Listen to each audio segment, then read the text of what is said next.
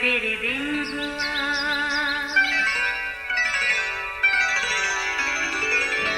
नया फिर दिन हुआ, पुरानी रात का करे सो शुक्र हम खुदा की जात का, खुदा की जात का नया फिर दिन हुआ। आज की आयत। और नूह रास्तबाज और अपने ज़माना के लोगों में बेऐब था, और नूह खुदा के साथ साथ चलता रहा। फिर ज़मीन खुदा के आगे नाराज़ हो गई थी और वो जुल्म से भर गई थी। पैदाइश 6 बाब 9वीं और 11वीं आयत। अजीज़ों, किसी भी आसमानी आफत के आने की कोई ना कोई वजह ज़रूर होती है। मतलब जब खुदा इंसान से किसी वजह से नाराज़ होता है तो सबक सिखाने के लिए सज़ा भी दी जाती है। नूह के दौर का बड़ा तूफान भी उस ज़माना के लोगों के लिए एक सज़ा थी। पाक कलाम में लिखा है, खुदा ने ज़मीन पर नज़र की और देखा कि वो नाराज़ हो गई है और जुल्म से भरी है, क्योंकि हर बशर ने ज़मीन पर अपना तरीका बिगाड़ लिया था।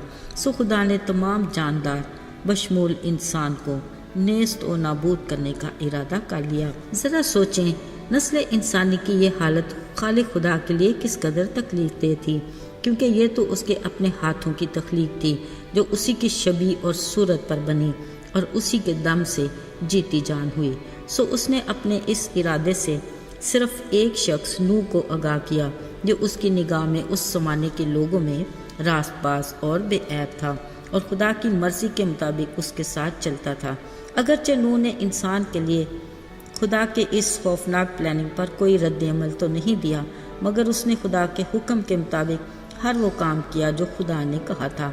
फिर मुकर्रर वक्त पर पानी का एक बड़ा तूफान आया जिसके बायस सफ़ाए हस्ती पर की हर जानदार शय, क्या इंसान क्या चौपाए जानवर और सब कुछ नेस्त व नाबूद हो गया, सिवा उनके जो खुदा के हुक्म से नूह की कश्ती में सवार थे।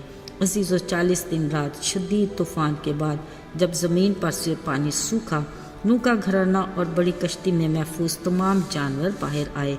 नूह ने खुदा के लिए एक मसबा बनाया और शुक्रगुजारी के तौर पर सोख्तनी कुर्बानियाँ गुजरानी जिनको खुदा ने कबूल किया। ऐसे ही वसी व अरीज़ खाली ज़मीन को देखकर यकीनन खाली खुदा का जी मलूल हुआ।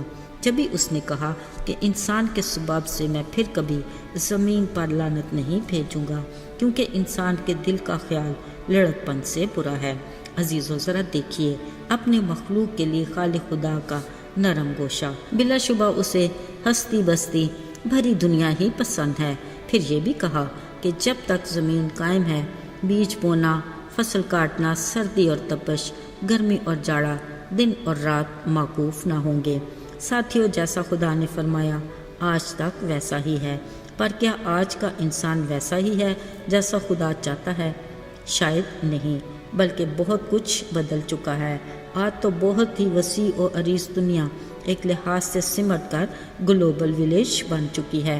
वक्त हालात के साथ नस्ल इंसानी में भी काफ़ी तब्दीलियां आ चुकी हैं। हर घराने ने अपने हमसाये से लाताल्लुकी की ऊंची दीवार बना रखी है। हैरत है, एक ही माँ की कोख से जन्म लेने वालों में भी शदीद इख्तलाफात देखने में आते हैं। फिर दीगर रिश्तों में बिगाड़ अचंभे की बात तो नहीं। माशरा बुरी तरह इंतशार का शिकार है।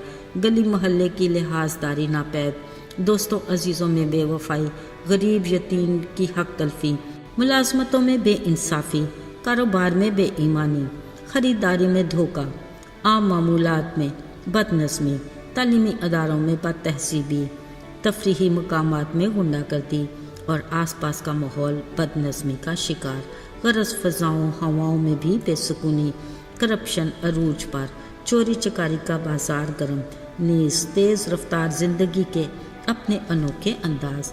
यूँ समझ लीजिए दुनिया के सरदार हमारे असली दुश्मन इब्लीस ने अपने मनपसंद कल्चर को खूब रवाज दे रखा है।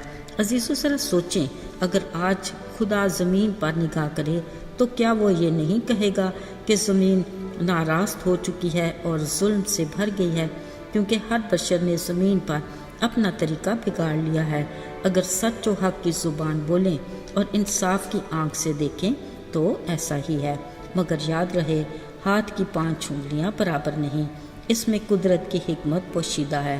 بہت سے آج بھی نوح کی طرح راست باز اور بے عیب ہیں جو خدا کی مرضی کے مطابق اس کے ساتھ چلتے ہیں، مگر یاد رہے فضل کے اس دور میں بہت سے خدا کے لوگوں کی دعاؤں کے باعث یہ دنیا آباد اور قائم ہے۔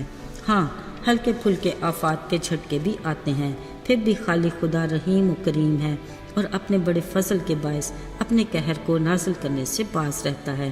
یہ اس کا صبر ہے کہ وہ ہمیں موقع دیتا ہے کیونکہ ہم اپنی بدی سے کنارہ کریں، بری روش سے باز آئیں۔ عزیزو، یاد رہے فضل کے اس دور میں وہ کسی کی ہلاکت نہیں چاہتا، بلکہ چاہتا ہے کہ ہر ایک کی توبہ تک نوبت پہنچے۔